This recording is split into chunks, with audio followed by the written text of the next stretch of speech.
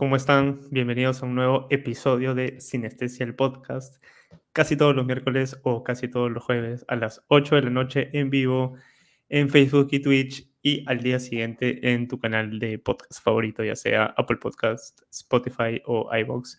Todas las semanas o casi todas las semanas también junto a Juan Carlos Ugarelli. ¿Qué tal, Juan Carlos? ¿Cómo estás? Hola Carlos, ¿todo bien? De vuelta después de un par de semanitas.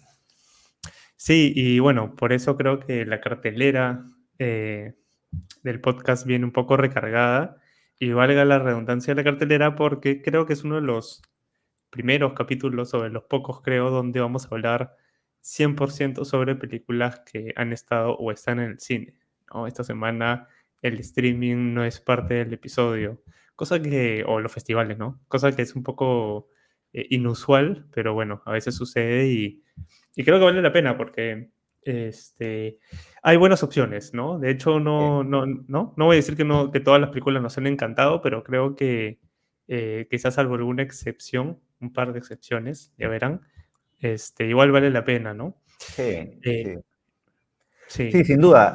Normalmente, para quienes siempre nos escuchan y nos ven, en el programa tratamos de hablar de películas de cartelera, de las plataformas de streaming y de los festivales de cine locales e internacionales.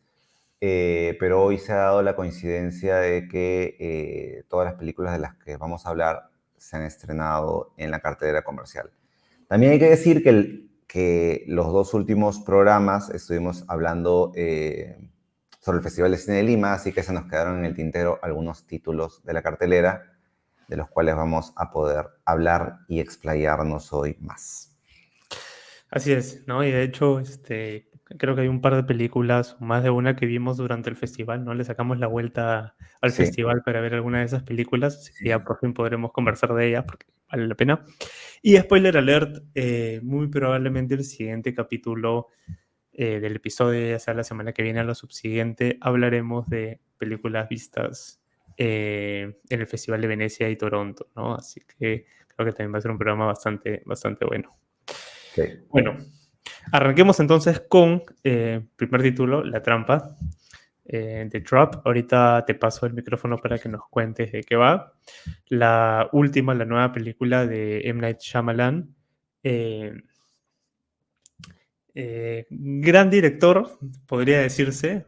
Depende en qué etapa de su carrera lo agarremos, ¿no? Pero definitivamente es un director muy reconocido, con una filmografía extensa, con altibajos marcados, pero creo que indiscutiblemente sus primeras películas, como Sexo Sentido, em, Protegido, ¿no? Señales, ya lo pusieron pues en un lugar bien alto, ¿no? Y merecidamente, no fue gratuito, son grandes películas.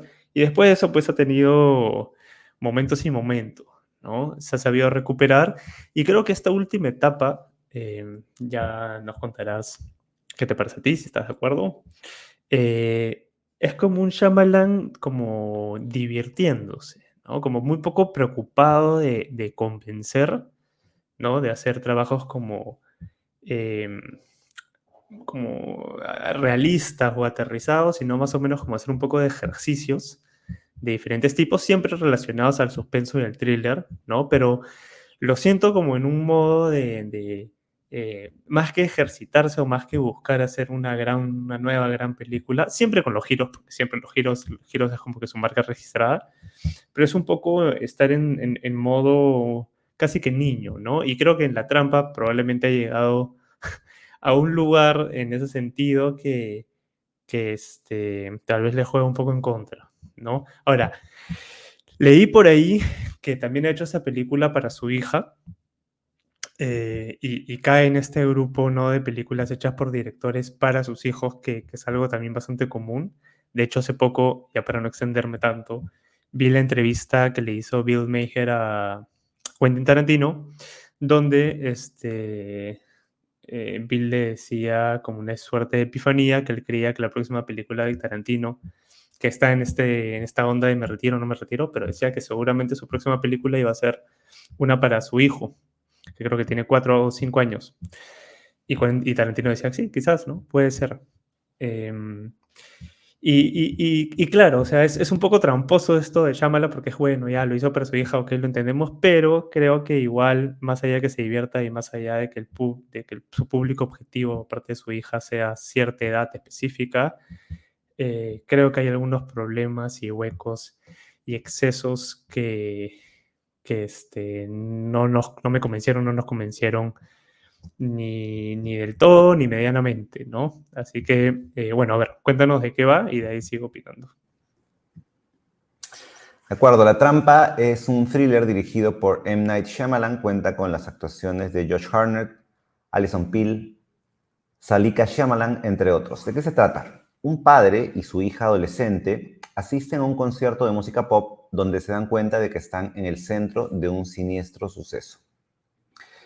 M. Night Shyamalan es uno de los discípulos más aplicados de Alfred Hitchcock, junto con Brian De Palma.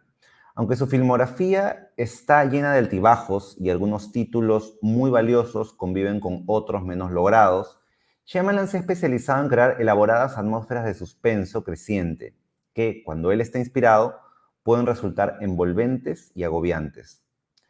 La Trampa, para mí, se ubica en el término medio de la filmografía de Shyamalan. No pertenece ni a sus mejores películas ni a las peores, sino que entra en el terreno de lo regular, donde los aciertos y los desaciertos se alternan para crear una película que por momentos es muy entretenida y disfrutable, pero que va volviéndose cada vez más absurda y forzada.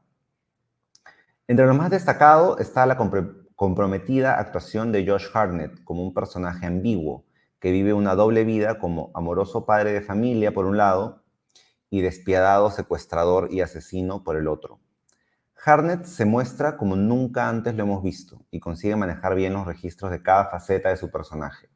Encantador cuando está con su hija y su familia, o manipulador y amenazante cuando se siente descubierto por sus captores. Asimismo, Shyamalan sabe cómo capturar nuestra atención, con una puesta en escena y un montaje que incrementan la tensión a medida que el protagonista idea formas cada vez más desquiciadas e ingeniosas para huir de la policía. Por lo que pienso que lo mejor de Shyamalan siempre es su faceta de director que la de guionista. Como ya es usual en el cine de Shyamalan, el talón de Aquiles está en el guión y particularmente en la escritura del tercer acto. Las situaciones absurdas y ridículas se acumulan lentamente hasta llegar a un desenlace que casi parece una autoparodia y que es imposible tomarse en serio. Otro aspecto poco convincente y que tiene que ver con lo que decías al inicio es la inclusión de Salika, la hija de Shyamalan, como una idolatrada cantante pop. Salika es cantante en la vida real y, como muchos críticos y espectadores han observado, Shyamalan parece utilizar esta película de suspenso como un pretexto para poner en vitrina el talento de su hija y convencer al público de que es una irresistible estrella pop al nivel de una Taylor Swift o una Ariana Grande o una Beyoncé. Pero las escenas de su hija cantando en el concierto y causando la histeria colectiva de sus fans terminan siendo las menos interesantes de la película. Mucho más interesante para mí resulta la historia de esta doble vida que lleva este padre y cómo a partir de él Shyamalan desarrolla algunos temas como las relaciones padres e hijos y cómo los traumas de la infancia ocasionados por los padres pueden luego causar daños de por vida en una persona, ¿no?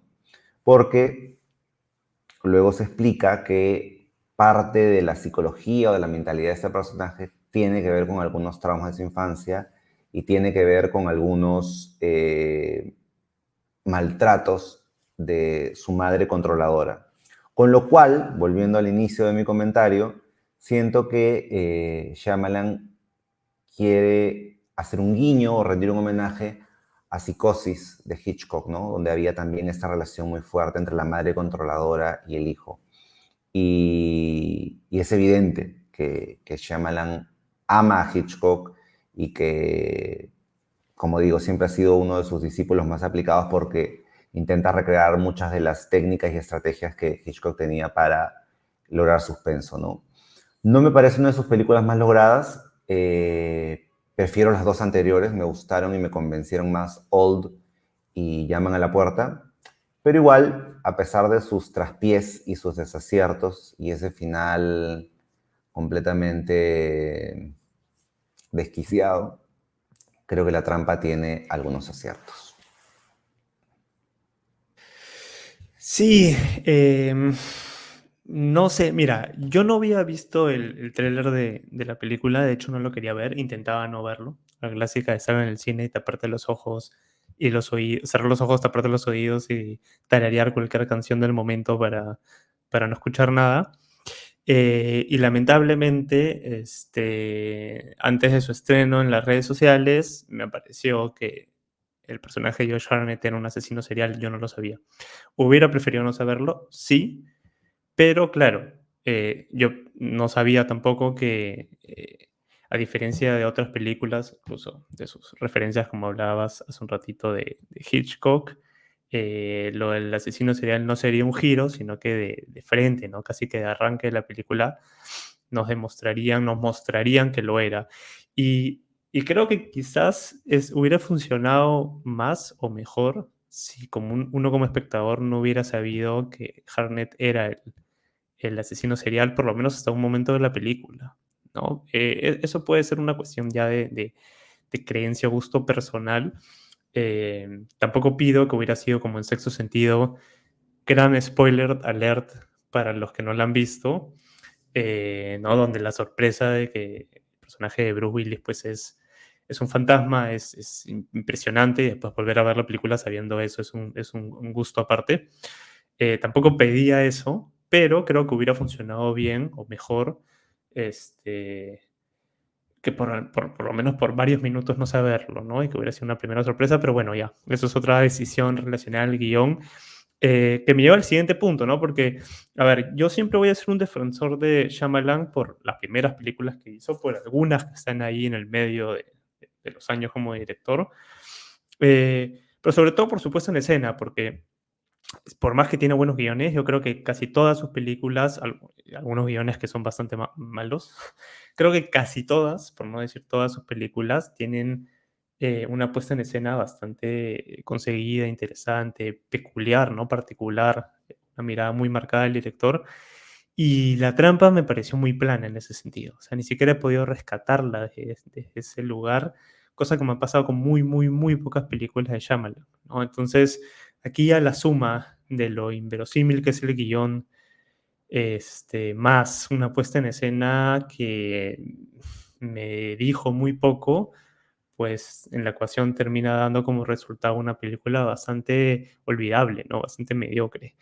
Y yo creo en realidad que lo único, casi que lo único que le rescato a La Trampa es ver el protagónico de Josh Hartnett, ¿no? Que me alegra que haya vuelto, que esté volviendo, ¿no? Porque yo lo recuerdo, tampoco es que siempre me haya parecido un gran actor ni nada, pero sí le tengo cierto cariño por recordarlo por algunas películas que vi de niño, en los comienzos de los 2000, como 40 días y 40 noches, o Pearl Harbor, que es una película que siempre defenderé.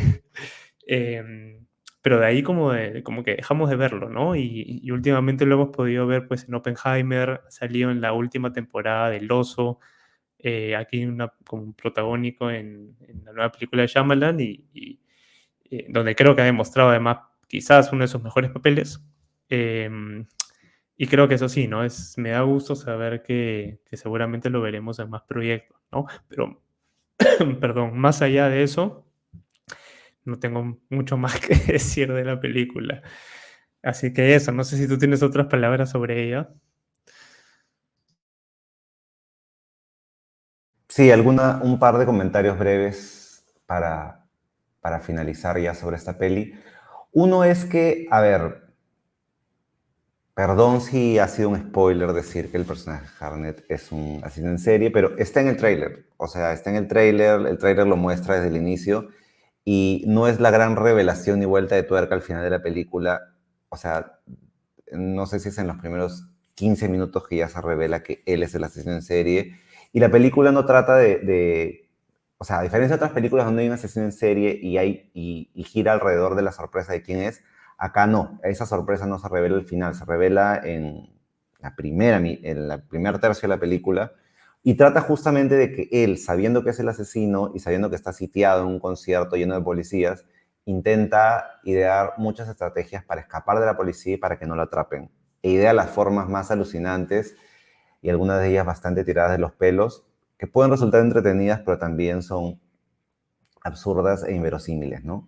Y lo otro es que, sí, también me da gusto ver a Josh Hartnett de vuelta, salvando las distancias con la calidad de actuación, el tipo de proyectos que han tenido y el recorrido de sus carreras, pero siento que es un actor que con el paso de los años y llegada a la madurez puede demostrar mucha mayor versatilidad, le dan papeles más interesantes y donde puede desplegar algunos músculos de actuación que no le hemos visto antes, ¿no?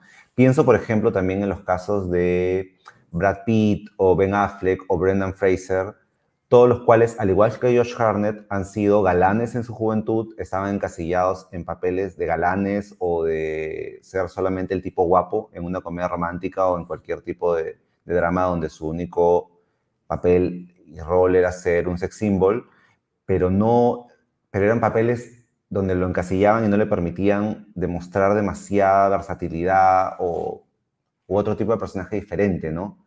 Aquí Josh Hartnett, ya fuera del encasillamiento de ser el galán juvenil y ya convertido pues en un actor más maduro, tiene la oportunidad de probar cosas diferentes y es lo que viene haciendo recientemente en su carrera, ¿no? Como decías, está en Oppenheimer, estuvo en la película también más reciente de Guy Ritchie, Operación Fortune creo que se llama.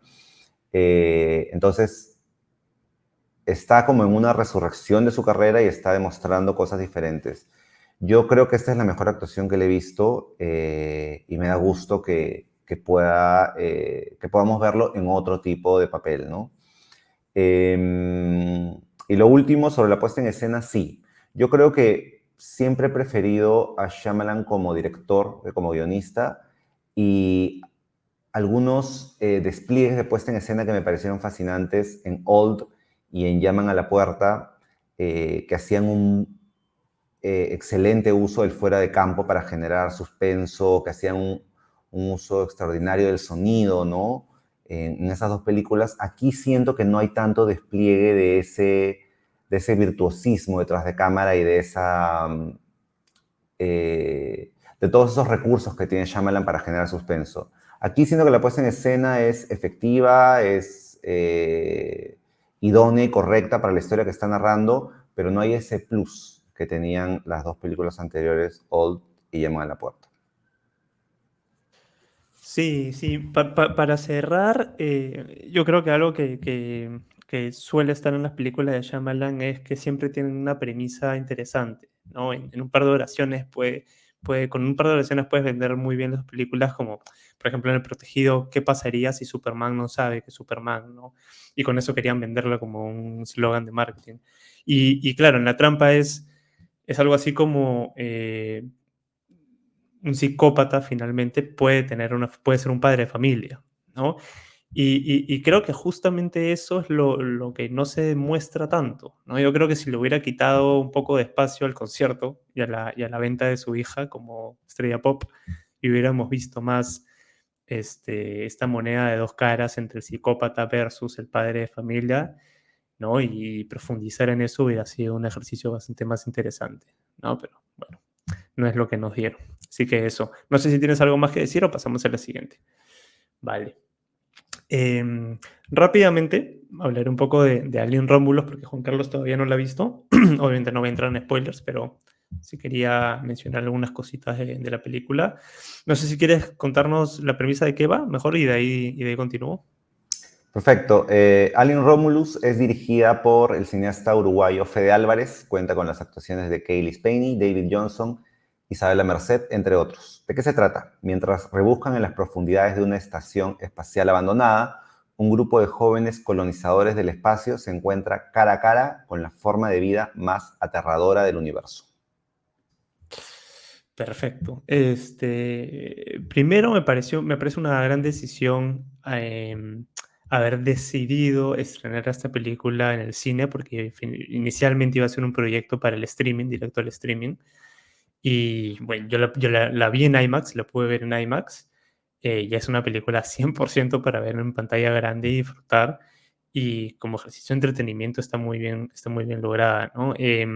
A ver, dentro del universo de Alien, para los que son fans de Alien o los que han visto todas las películas de Alien, esta está ubicada temporalmente entre, me parece que es después de la primera, me parece que es entre la primera o la segunda, o es justo con la segunda, digamos, ¿no? Sucede en el mismo universo, unos años, pocos años después de lo sucedido en la primera película. Em, y no es necesario, en realidad, no es necesario haber visto ninguna de las películas las de Alien para los espectadores nuevos. Incluso es suficiente con haber visto quizás la primera, ya si quieres una referencia más precisa. Pero las últimas, digamos, tampoco son indispensables para nada, ¿no? Ahora, sí es una película que hasta cierto punto abusa de lo autorreferencial, ¿no? Tiene todo esto que es algo ya muy cliché, muy típico, muy utilizado en los blockbusters actualmente, ¿no? De darle el gusto a los fans y tener que meter easter eggs, ¿no? Y personajes de la película para celebrar y entiendo que hay una especie como de miedo, hasta pánico, de querer crear algo de cero, ¿no? Y tener que apoyarse justamente en en los aciertos de las películas anteriores. Em, pero es una práctica que, por lo menos desde mi lado, no me gusta mucho, ¿no? Me parece facilista hasta cierto punto. Ahora, en el caso de Alien Romulus, no me desagradó del todo. Me parece que esos elementos están bien usados, están bien puestos. Fuera de esos elementos, me parece que es un muy buen ejercicio de suspenso. Fede Álvarez, me parece que es un buen director dentro de este género. Películas como No Respires lo han demostrado. Oposición Infernal, incluso diría que La chica en la telaraña, me parece a mí personalmente que es me parece que precuela de esta saga de libros, de novelas llamada Millennium. Me parece que todos son buenos ejercicios en ese sentido y que han demostrado que Fede Álvarez no solo es un muy buen director, sino que me parece que es una gran elección para encarar una película dentro del universo de Alien. Y lo demuestra acá em,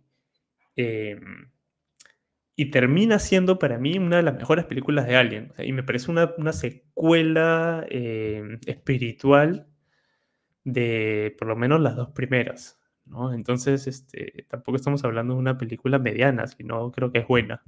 Sin ser tampoco ni extraordinaria ni obra maestra como fue la primera película de Ridley Scott, que es una película icónica dentro del género suspenso, terror, ciencia ficción, ni Aliens 2, que también es una obra maestra del género ciencia ficción, acción de James Cameron, ¿no? Está bastante lejos en ese sentido de ellas, pero me parece que es una película bastante sólida. Em, lo que sí debo decir, ya para pasar rápidamente a la siguiente, es que más allá de que el diseño de producción está muy bien, que la puesta en escena también parece que está bastante bien, todo lo que tiene que ver con el personaje del xenomorfo es casi que extraordinario, ¿no? Se ha usado un montón de poco CGI, digamos, dentro de todo. El CGI que hay es bueno, pero se ha usado mucho de efecto práctico, y funciona, sobre todo para Alien es algo que funciona bastante bien. Pero hay también especie como de síndrome, problema, al menos para mí, que es llamado el iPhone Face o el Smartphone Face, donde, y a mí me complica un poco, me saca un poco de, de lo que la película propone, o sea, eh, me significa saber que estoy viendo una película, me quita la ilusión, digamos, ¿no? De meterme en un material y perderte en la película y olvidarte por un momento que estás viendo ficción. Y es que está sucediendo mucho que en el casting contratan actores que tienen una cara, una forma de ser, ¿no? Una cara, gesticulaciones, los mismos cuerpos incluso, que son muy de este momento. Y claro, lo del iPhone Face se refiere específicamente a personas que sabes que utilizan smartphones. O sea, que sabes que están dentro de este mundo y que lo han utilizado y que hay algo que es un no sé qué, que tienen ese feeling, tienen esa, esa aura, no sé, ¿no? Y me pasa un poco con los personajes de esta película de Alien. Me pasa bastante con varias series y películas que tratan de llevarte a un tiempo específico, sobre todo pasan con películas de época, obviamente ahí es donde el, el problema es mayor, digamos que con películas futuristas como esta podría ser algo más llevable, pero igual me desencaja un poco del momento, salvo por los dos protagonistas, ¿no? Spiney y Johnson, eh, que me parece que están muy bien, ¿no? Spiney está como que en su gran momento y Johnson es uno de los protagonistas de este, esta comedia británica, Ray Lane me parece que se llamaba, ¿no? Que era muy buena. Ambos me parece que están bastante, bastante, bastante bien. Y mi problema mayor es con el elenco y sobre todo, ya para cerrar, con una decisión, no quiero entrar en spoilers, además no te quiero spoiler, Juan Carlos, que la verás pronto, y es que hay una decisión que toma uno de los personajes en un momento, como una especie de plot point, eh, que no solo es inverosímil, sino que de trabajarlo un poquito más hubiera sido mejor, ¿no? Porque lo que hace el personaje o sea, obviamente funciona para que la historia llegue a su clímax, pero había alguna forma de hacer que este personaje se viera más obligado a hacer lo que hace. Ya lo voy a dejar ahí nomás, porque en realidad era tan simple nomás como darle un poquito más de segundos a eso para que tenga más sentido, ¿no? Bueno, más allá de eso, me parece que sí es uno de los blockbusters más interesantes del año dentro de todo. Sí, cine de canchita, pero todo lo que tiene que ver con el ejercicio de suspenso y de ser parte, digamos, de la acción y de lo que sucede y estar ahí agarrado de la butaca con miedo de lo que puede suceder en los siguientes minutos, segundos, es algo que Fede Álvarez ha conseguido muy bien. Así que bueno, está muy bien dentro del universo de Ali. Sigamos. A ver. Bueno, la siguiente película es creo que bastante esperada Longlegs. Ahora, debo decir algo antes pasando el micrófono y que nos cuentes de qué va y qué tal te pareció. Y es que esa pieza o pedazo, digamos, fracción de crítica de la película más aterradora de la década para los que están viendo la transmisión en vivo, creo que le queda bastante grande, ¿no? O sea, ni del año, ni de los últimos años, ni de broma, ¿no? Ahora, por supuesto que hay cosas que no solo son rescatables, sino que están bastante bien en Longlegs, pero mejor cuéntanos primero de qué va, qué tal te pareció y de ahí entro a opinar un poco más. De acuerdo. Longlegs, coleccionista de almas, es una película de terror dirigida por Osgood Perkins. Cuenta con las actuaciones de Micah Monroe, Nicolas Cage, Blair Underwood, entre otros. ¿De qué se trata? Lee Harker es una talentosa agente del FBI a la que le asignan resolver el complicado caso de un asesino en serie. A medida que la investigación se complica y se descubren pruebas ocultas, Harker se da cuenta de que existe un vínculo personal con el despiadado asesino y que debe actuar con rapidez para evitar otro asesinato. Se trata de una película de terror psicológico, suspenso y horror sobrenatural que rinde un evidente homenaje al clásico de culto El silencio de los inocentes, con la que comparte una premisa similar. En ambas, una novata y circunspecta agente del FBI debe resolver el caso de un asesino en serie que manipula la psicología de sus víctimas. Además, Longlegs se ambienta en la década de 1990, que es justamente cuando se estrenó El silencio de los inocentes. Sin embargo, la diferencia clave entre ambas está en el tipo de villano, pues mientras el Hannibal Lecter que interpretó magistralmente Anthony Hopkins en El silencio de los inocentes era un caníbal y un asesino de gran inteligencia y capacidad persuasiva, en Longlegs, el villano de turno que le da título a la película y que interpreta a Nicolas Cage es un desquiciado fanático de Satanás, de aspecto monstruoso, que encuentra formas inesperadas para cometer sus crímenes a través de la ayuda o la manipulación de terceros. Curiosamente, el director Osgood Perkins es hijo del célebre actor Anthony Perkins, quien interpretó al protagonista Norman Bates en Psicosis de Alfred Hitchcock, segunda referencia que hago a Psicosis en lo que va de este podcast. Siguiendo la herencia de su padre, Osgood se ha especializado en el cine de terror y Longlegs, al igual que sus 3 largometrajes anteriores, se inscribe en ese género. El mayor acierto de Perkins está en la creación de una atmósfera inquietante y retorcida que va arrinconando cada vez más al espectador. Para ello se vale de un estilo visual lúgubre y un efectivo uso del fuera de campo para generar tensión. Por ejemplo, cuando no vemos completo al personaje de Longlegs, pero sí escuchamos su aterradora voz.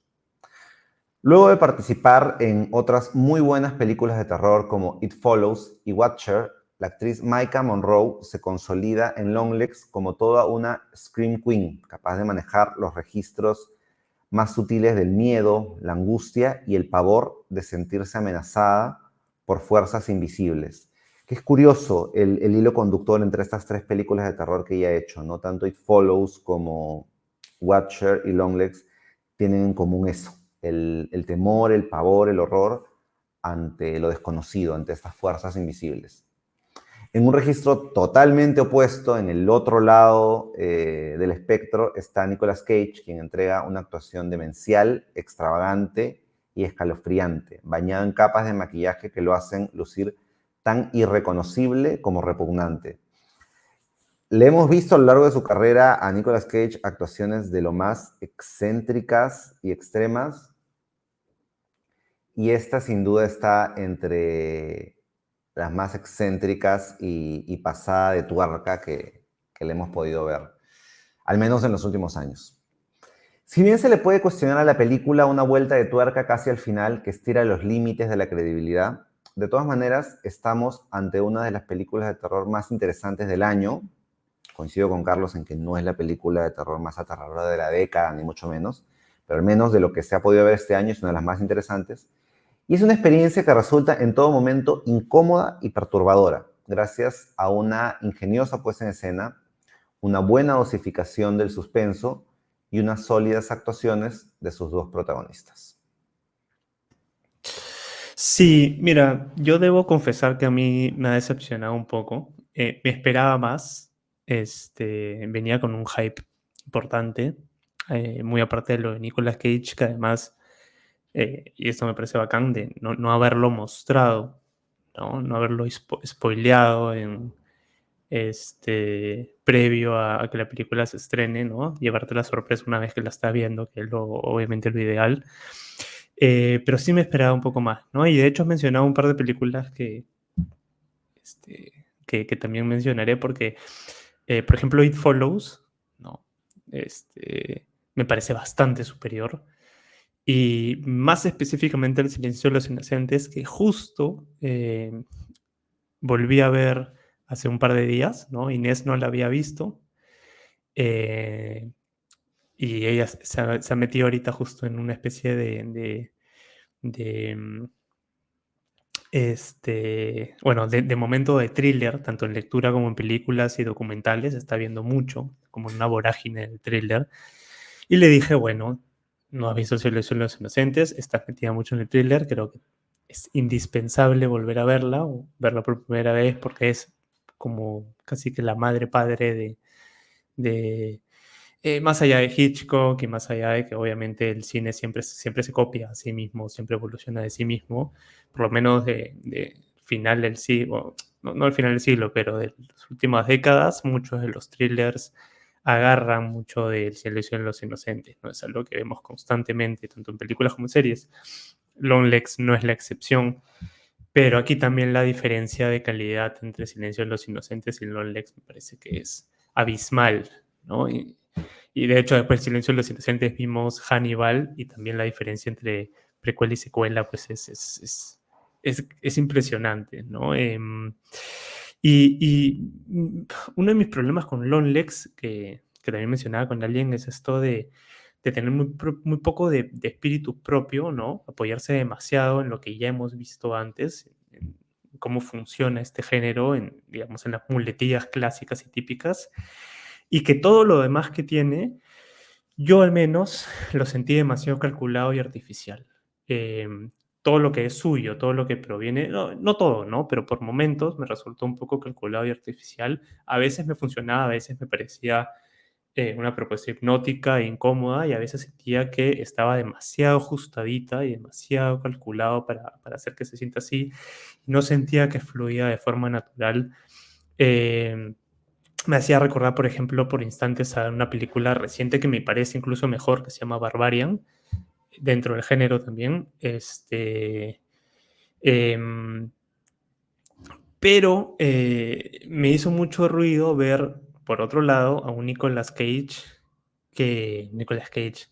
desaforado, ¿no? Como demencial, como lo has dicho, con mucho espíritu, con mucho alma, y que no se veía bien respaldado por todo lo demás que estaba sucediendo y por la película. Y era como, en algún sentido, eh, parecía que estaba haciendo, que él estaba en otra película. Y me da pena porque creo que si Longlegs hubiera sido una cinta más sólida, eh, este personaje de Nicolas Cage probablemente sería un personaje icónico dentro del cine de terror, ¿no?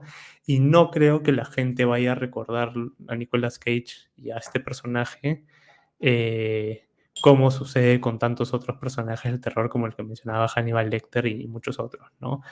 Pero porque la película creo que no le ha dado suficiente apoyo eh, para que lo sellara de esa manera, ¿no? A mí también me pareció que Longlegs parecía, para dar cierto punto de apoyo, una película, una serie, un capítulo en todo caso, largo de la serie True Detective, y no de su mejor temporada, ¿no? Sino una de sus temporadas medias. Pero me parece que va bastante por ahí, tiene mucho de ese material para los que han visto la serie de True Detective. Y también, antes de volver a pasarte el micrófono, hay un momento donde se muestra una puerta que me parece que no debió mostrarse, porque lo vuelve demasiado predecible y me parece que no era totalmente innecesario. Hubiera sido más sorpresivo, digamos, más interesante que el misterio, digamos, se vaya develando de otra manera, ¿no? Eso, a ver, bueno, imagino que todavía tienes algo más que decir. No mucho en realidad. Creo que Longlegs, como decía, es una de las películas, al menos a mí me ha parecido de las más interesantes en lo que se ha podido ver en terror. Pero tampoco creo que este año hayamos tenido, al menos que yo recuerde, alguna gran película de terror así que me haya dejado totalmente atónito y entusiasmado, ¿no? Pienso en una que se estrenó a inicios de año cuando se echa la maldad, luego la primera profecía, pienso en Maxine, en De Noche con el Diablo y ahora Longlegs. Creo que todas tienen aciertos, todas son valiosas, pero todas caen en un juego de referencias y de guiños a clásicos del cine de terror, ¿no? En todas se puede reconocer la influencia de otras grandes películas que vinieron antes y en las que de alguna manera quieren como establecer una conversación con esas películas. Y lo que per se no es malo, porque muchos directores justamente optan por hacer guiños y referencias a otros directores, ¿no? El año pasado recuerdo que comentábamos, por ejemplo, la gran película surcoreana, se me dio el nombre, pero esta que era una relectura de Vértigo, de Park Chan-wook, Se me dio el nombre, ya volverá.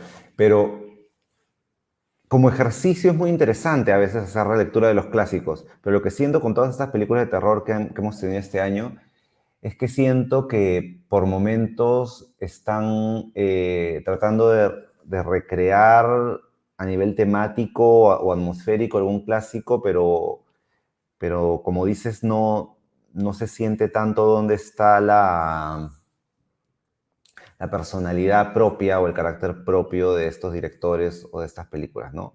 Igual me parece interesante, me parece valioso, me parece de lo más, sí, interesante que se ha podido ver en terror este año, sin llegar a ser ni obra maestra, ni excelente, ni nada, ¿no? Y obviamente no está pues al nivel del Silencio de los Inocentes, que es un clásico de clásicos, es una de mis películas favoritas.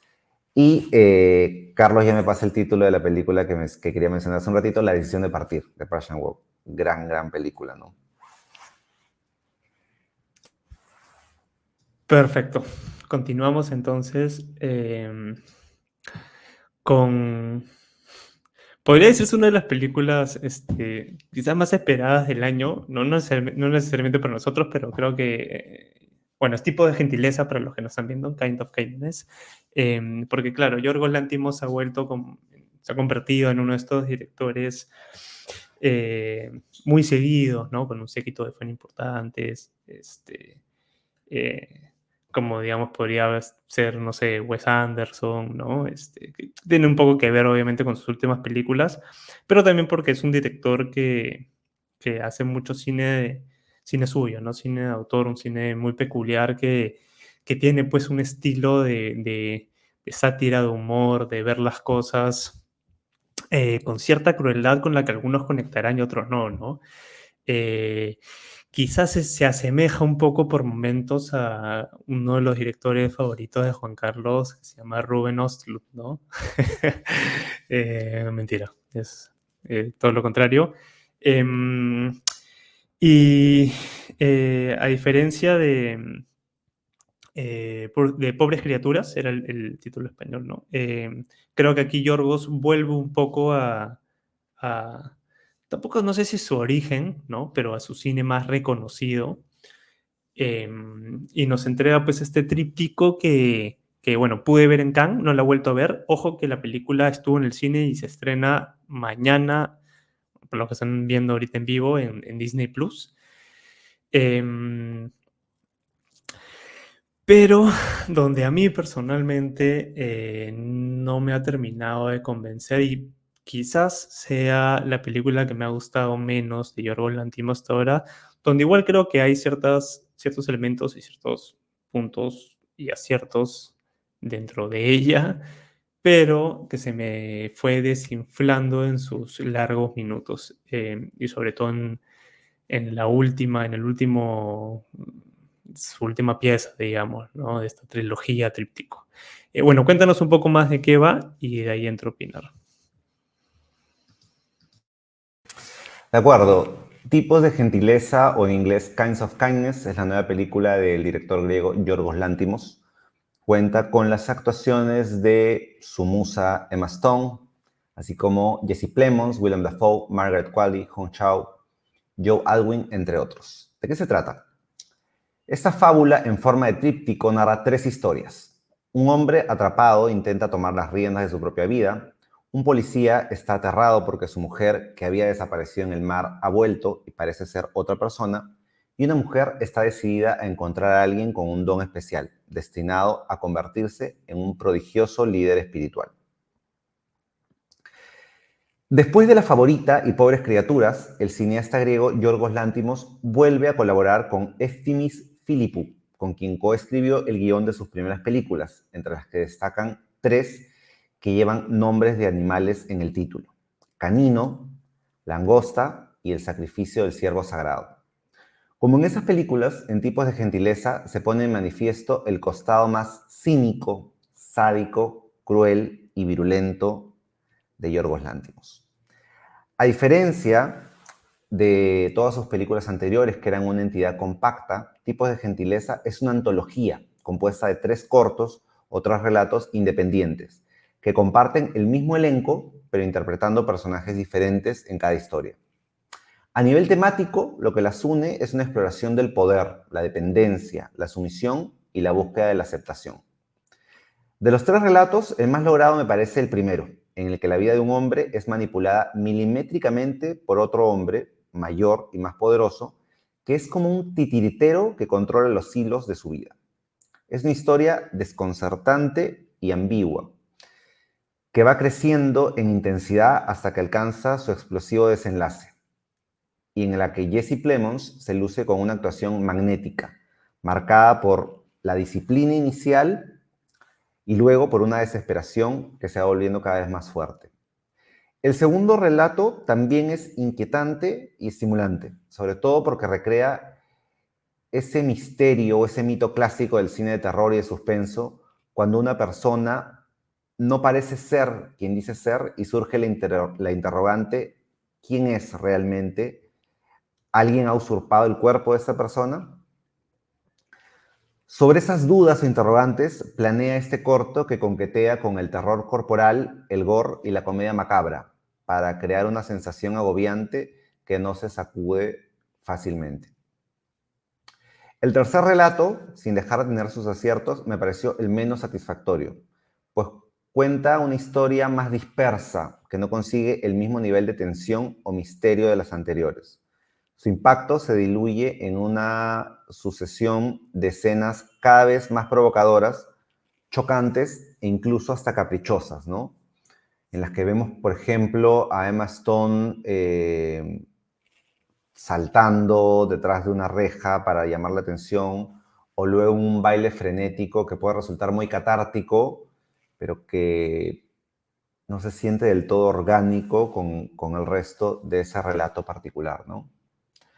Además de la potente actuación de Jesse Plemons, destacan en menor medida Emma Stone, Willem Dafoe y Margaret Qualley, todos los cuales ya son a estas alturas colaboradores habituales de Lanthimos y todos los cuales estuvieron también en Pobres Criaturas. Y todos ellos se entregan al placer de construir personajes desagradables, maniáticos y manipuladores, que no ofrecen ningún tipo de gentileza, sino más bien un abanico de formas de crueldad y de abuso. Sí, aquí estoy 100% de acuerdo contigo, ¿no? En todo, ojo, incluso en lo del último acto que a mí se me volvió interminable, cosa que no me había sucedido antes con Yorgos, y todo esto de la crueldad, casi que misantropía de Yorgos, no lo había, o sea, lo había percibido desde cierto ángulo en sus películas anteriores, por supuesto, o sea, es a cierto punto muy obvio, pero no me había molestado, no me había incomodado, porque creo que dentro de todo había o más humor o mejor humor detrás, al costado y delante, y quizás también algo más no sé si compasión humana o sentido humano, ¿no? O algún punto específico que tratar, ya sea metafórico, simbólico, más obvio, ¿no? Donde esta ganas, digamos, de incomodar, ¿no? De generar esta incomodidad en el espectador tuviera un motivo, una motivación, un sentido. Acá yo por lo menos no conecté ni lo encontré, entonces se me hizo muy difícil, sobre todo al final, ¿no? Porque las primeras me parecía que estaba interesado en lo que sucedía y me imaginaba que iba a cerrar y que cuando cerrara todo iba a terminar de cuadrar. Y lo que me sucedió fue que, como dices, se me fue diluyendo el interés y me fui dando cuenta poco a poco que no iba a tener ese momento de lucidez como espectador, de conectar con Yorgos, que, insisto, no me había pasado hasta ahora en ninguna de sus películas anteriores, donde quizás, no sé, el sacrificio del ciervo sagrado podría ser de las que he visto, quizás la más cercana, pero igual la siento muy lejana incluso a esa, ¿no? El sacrificio del ciervo sagrado me gustó mucho, bastante, más allá de que tuviera en sus filas a la reina Nicole Kidman. No es el único motivo. Em, Entonces, no sé, ¿no? Me resultó muy gratuita en muchos sentidos. Incluso en esta gratitud, en el mal sentido, por ejemplo, lo que mencionabas del baile de Emma Stone, eh, lo sentí como algo calculado y puesto ahí, ¿no? Impuesto ahí con la búsqueda de que sea el clip trending, ¿no? El clip para vender en las redes sociales, para imitar el baile en TikTok, y no porque tuviera un motivo de ser dentro de la película.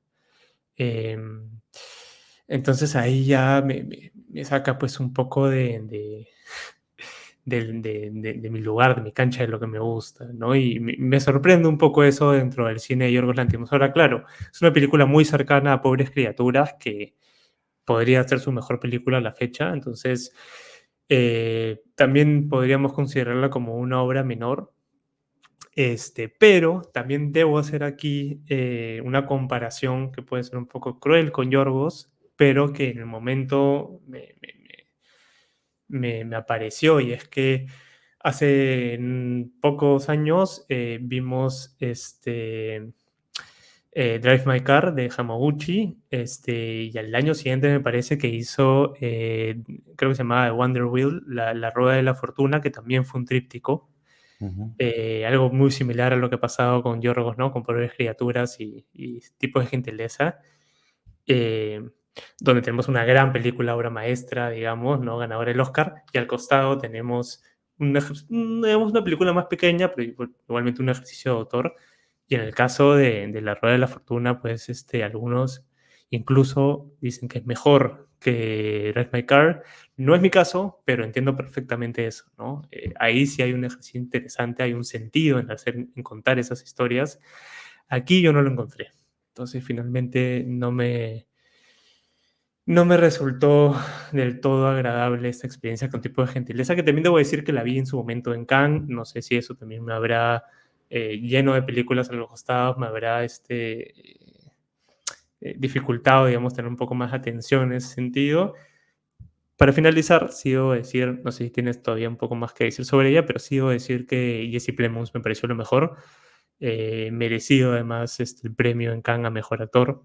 Eh, Qué bueno verlo en diferentes papeles y en diferentes facetas, porque es uno de los grandes actores de su generación, ¿no? Eso, bueno, no sé si tienes algo más que decir. sí, bueno, no llegué a ver La Rueda de la Fortuna y la Fantasía de Ryusuke Hamaguchi, pero de hecho se estrenó el mismo año que Drive My Car, ambas son del año 2021. Y como dices, saqué también Pobres Criaturas y Tipos de Gentileza, al menos las dos han llegado este año a la cartelera peruana. Si bien es cierto, Pobres Criaturas es una película del año pasado, se estrenó en el Festival de Venecia y ahí ganó el León de Oro, llegó a la cartelera peruana en enero. O sea que en menos de 7 meses hemos tenido dos películas de Yorgos Lanthimos en cartelera, ambas con Emma Stone, Willem Dafoe y Margaret Qualley. Que además Margaret Qualley, gran sorpresa este año en Cannes, ¿no? Porque presentó esta película y La Sustancia, que no llegamos a comentar cuando hablamos de las películas del Festival de Lima, pero que de repente podemos retomar más adelante cuando llegue a cartelera. Pero que me parece una actriz que está construyendo una carrera de lo más interesante y que está eligiendo guiones y proyectos bastante audaces y fuera de lo convencional, ¿no? Me da mucha curiosidad ver hacia dónde va a seguir llevando su carrera, pero por el momento es una actriz muy interesante a la que hay que seguirle el paso. A mí me gustan mucho las dos películas anteriores de Yorgos, justo las que no son con este co-guionista. La favorita es Pun Intended, es mi película favorita de él, y Pobres Criaturas también me entusiasmó bastante, porque creo que son, dentro del conjunto de su obra, sus películas menos cínicas, menos crueles, menos misántropas. No diría que tampoco son humanistas, pero exploran otros temas y tienen pequeñas rendijas por donde se puede colar algo, algunos rastros de ternura o de humanidad.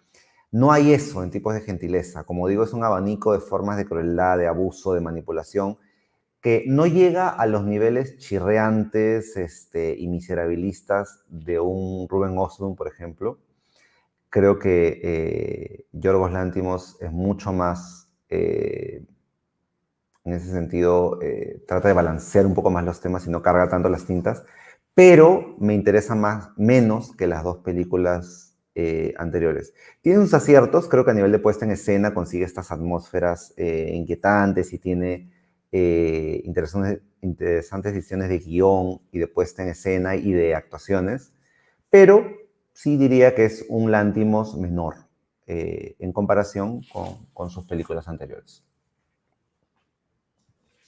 Perfecto. Em, Ahora rápidamente, tampoco me explayaré mucho porque, spoiler alert, no me gustó. No me gustó mucho en realidad.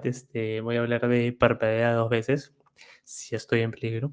La ópera prima de Zoe Kravitz. Tal vez cuéntanos un poco de qué va y de ahí termino de opinar.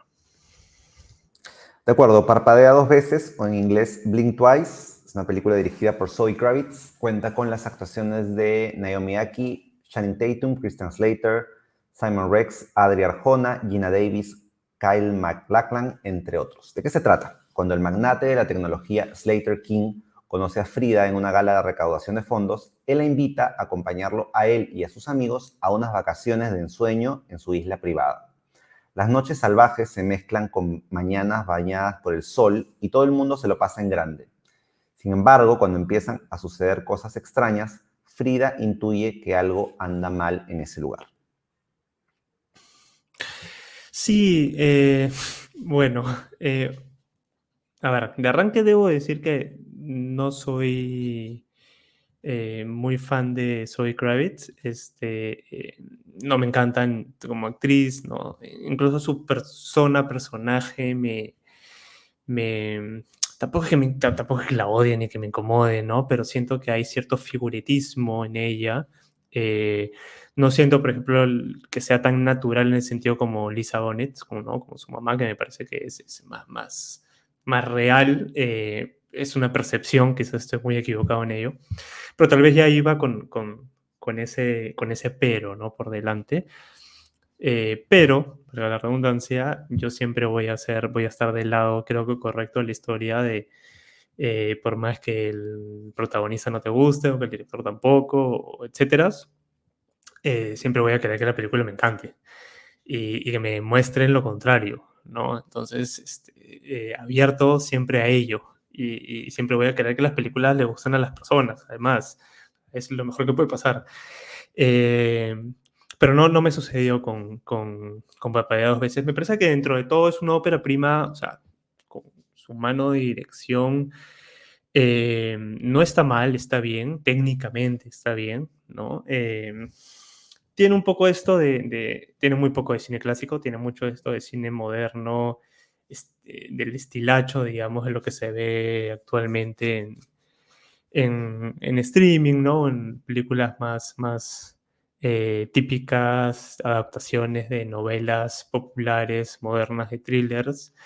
Em, pero, porque también escribe, Zoe Kravitz, no solo la dirige, hay varias cosas que suceden dentro de ella que me parecen bastante ridículas. Porque, a ver, sin entrar en el spoiler, porque creo que sí me parece importante no saber qué sucede después de un giro. em, es como una especie de Get Out, ¿no? De Jordan Peele, bastante menor, ¿no? Pero digamos, para dar una idea, ¿no? De personajes que están en un lugar que es el menos adecuado, digamos, y que lo que deben hacer es escapar de ese sitio, ¿no? Donde, digamos, el trasfondo, en el caso de Get Out, tenía que ver todo con el racismo, y en el caso de Parpadea dos veces tiene que ver con eh, los, las amenazas, peligros y otras cosas. No, tampoco quiero entrar en eso para que lo descubran, pero de ser mujer, ¿no? Pero la manera en lo que en cómo perdón, Zoe Kravitz dirige esto y escribe esto, me parece muy superficial, me parece muy ridículo, muy inverosímil. eh, cuando es un tema muy sensible, ¿no? Y con eso no quiero decir que no puede ser llevado con humor, como lo hace Jordan Peele, por ejemplo, ¿no? Este, pero me parece que se excede en ciertas maneras y en ciertos puntos y se hunde fuerte, muy, muy, muy fuertemente en una par de decisiones relacionadas a su protagonista al final, donde creo que eh, todo lo que quería representar a través de esta venganza femenina, de esta sororidad, se destruye, ¿no? Implosiona y creo que ahí hay algo que va a hacer mucho ruido a muchas personas, ¿no? Que no solo tiene que ver, ojo, con el mensaje final, digamos, o la manera en la que termina, sino en cómo va escalando y llevando a eso, ¿no? Eh, Ahora, antes de ese giro, antes de entender todo lo que sucede, es una serie de acciones y comportamientos muy ridículos que uno como espectador dice, ¿qué está pasando? ¿Qué estoy viendo? Eh, no es rosa con la tontería. Cuando te enteras por qué, ya las cosas, digamos, cuadran un poco más, pero no lo suficiente como para haberte comido varios minutos de algo que no tenía ni pies ni cabeza, ¿no? Entonces creo que hay un quiebre ahí importante donde cuando te dan la pieza tampoco encajan del todo, ¿no? Eh, dentro de la propia temática, digamos, de la película, creo que, por ejemplo, está muy lejos que sin ser una obra maestra, está muy lejos de Promising Young Woman. Está más cerca de Saltburn, tampoco sin llegar a ser lo que es Saltburn, que tampoco es una obra maestra. Entonces, no sé, o sea, me parece una ópera prima hasta cierto punto correcta, hasta cierto punto bastante coja y hasta cierto punto casi que catastrófica. Entonces, el resultado final me parece un poco complicado, para mí no me gustó. Eh, Podría decir nomás que sí es entretenida, a lo mucho, ¿no? Y en eso me quedaría. Así que bueno, eso porque igual, como dijimos al comienzo, creo que todas las películas más o menos son disfrutables, ¿no? Y yo creo que sí vale la pena comprar la entrada y verla en el cine. Y, y también hay colegas que les ha gustado parpadear dos veces, así que en verdad, como siempre pasa, puede gustar como no, ¿no? Yo Ahora, no la vi, probablemente la rescate ya cuando llegue a las plataformas de streaming. Ya la veré. perfecto, y ahí nos contarás qué tal te pareció igual con Alien Romulus. Bueno, mientras tanto, igual para ir cerrando ya con el episodio, cuéntanos un poco de lo que sucede, lo que sucederá fuera de cartelera comercial. De acuerdo, desde hoy hasta el 18 de septiembre, el Centro Cultural de la Universidad Católica presenta un ciclo compuesto por las películas El sabor de la vida, con Juliette Binoche, Las cuatro hijas, que estuvo nominada al Oscar al mejor documental a inicio de este año, Lazos Prohibidos, película que estuvo la semana pasada en la Semana del Cine de la Universidad de Lima y también estuvo en el Festival de Cannes, La otra cara de la luna, una comedia romántica con Scarlett Johansson y Channing Tatum, Tipos de gentileza, que acabamos de comentar en este episodio, y Criaturas asombrosas, película francesa nominada al César a la mejor película, que también ingresa hoy a la cartelera. Las entradas disponibles están en CC Pub en casa y en la boletería del Centro Cultural de la Católica. Luego, este sábado 31 de agosto a las 8 p.m. se realizará un conversatorio sobre el legendario compositor italiano Ennio Morricone en la UPC de San Isidro, que está ubicada en la avenida Salaberry 2255, con la participación de la historiadora y crítica de cine Alejandra Bernedo, la periodista y crítica de cine Lenny Fernández, Ítalo Ilizarbe, que es director del espectáculo Morricone Trascendental, y yo. Entrada libre, previa inscripción. Pueden encontrar el formulario de inscripción en la cuenta de Instagram artefacto-perú. Ahí nos vemos.